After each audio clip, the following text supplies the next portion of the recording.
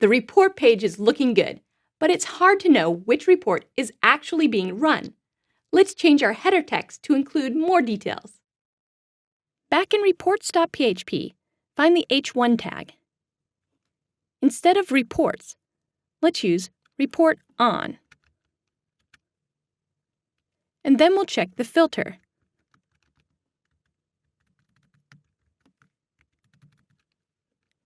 If not is array, filter, then we can simply echo all tasks by project.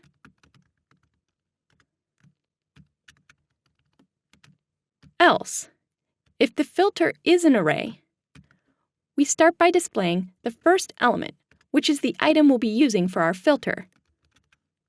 We'll use the function UCWords to uppercase the first letter for title case.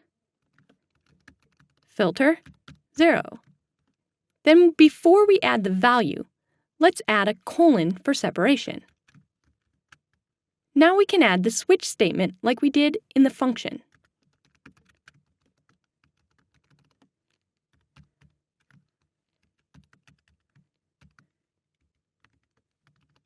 If the first element in the filter array equals project, we need to use the second element of the filter array to pull project details from the database. We'll create a new function named getProject. For now, let's just pretend it's already there. We pass filter1, and then we can echo project title and break. Let's finish off the switch statement before we add the getProject function. If the first element of the filter array equals category, we can simply display the second element of the filter array.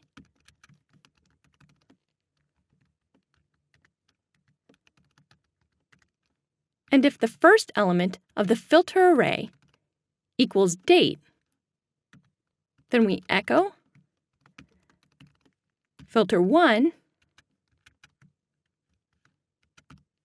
to filter2.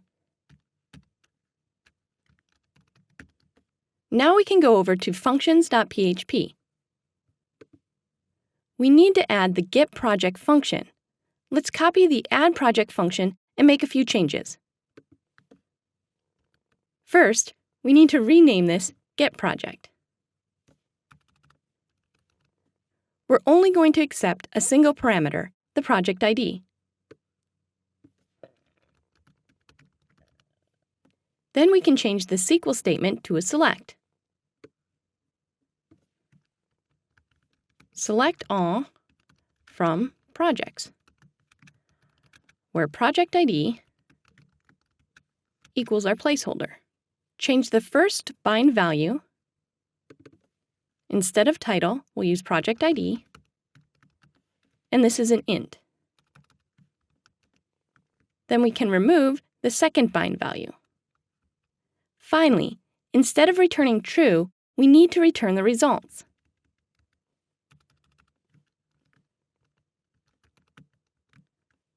We'll use fetch to fetch a single result from the database.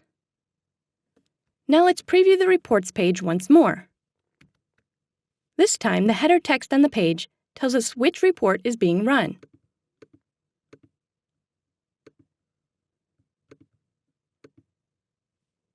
You can build reports in many different ways.